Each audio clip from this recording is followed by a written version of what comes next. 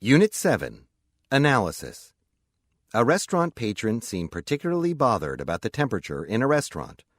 He complained to his waiter that it was too cold and asked the waiter to turn down the air conditioner. The waiter told the patron he would do so immediately. A few minutes later, the patron complained that it was now too hot. The waiter apologized and told the angry patron that he would make a slighter adjustment to the air conditioner. These temperature complaints and slight adjustments happened several more times during the course of the evening. A man at another table asked the waiter how he could be so patient with the constantly changing whims of this dissatisfied patron. The waiter shrugged his shoulders and said that it was simple.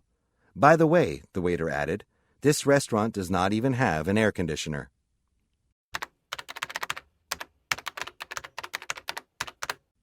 Practice.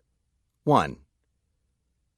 Leon Capo, age 38, does not care much for exercise, but he ran to save a woman after hearing screams and seeing a burning car. He dragged a 43-year-old woman and her dog from the burning car. One policeman at the scene said, I believe that 30 seconds later and she would have been dead. Mr. Capo said, I'm sure anybody would have done the same, because it's the right thing to do.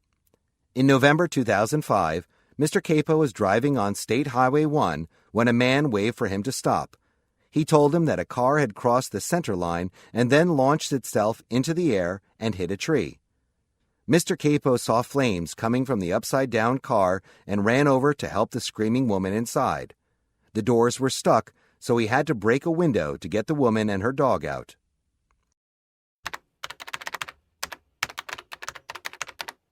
2. New York Governor Nelson Rockefeller had a perfect Fifth Avenue penthouse with a panoramic view of Central Park. However, he had a problem. There were plans to put up a skyscraper public housing project on the west side. It would have been a big middle finger blocking his sunset view. The sponsor of the housing project bill was Meade Esposito, the Democratic Party boss. Rockefeller invited him to his penthouse to discuss the matter as gentlemen. If you stop construction of that skyscraper, Rockefeller announced, I'll give you that Picasso. He pointed to one of the modernist works on the wall. Esposito agreed to do what he could. The skyscraper was never built, and Rockefeller made good on his promise. Esposito got a Picasso, and Rockefeller got a story to tell for the rest of his life. For years afterwards, he recounted every detail of the bribery, capping it with the punchline, it was only a print.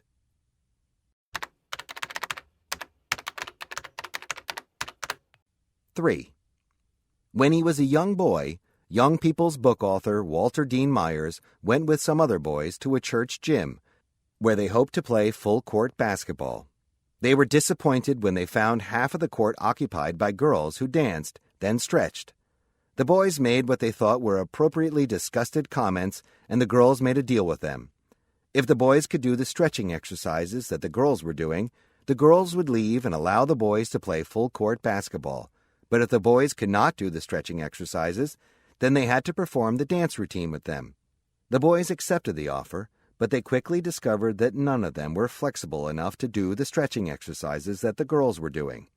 The girls made the boys live up to the deal they had made. The boys had to perform the dance routine with them.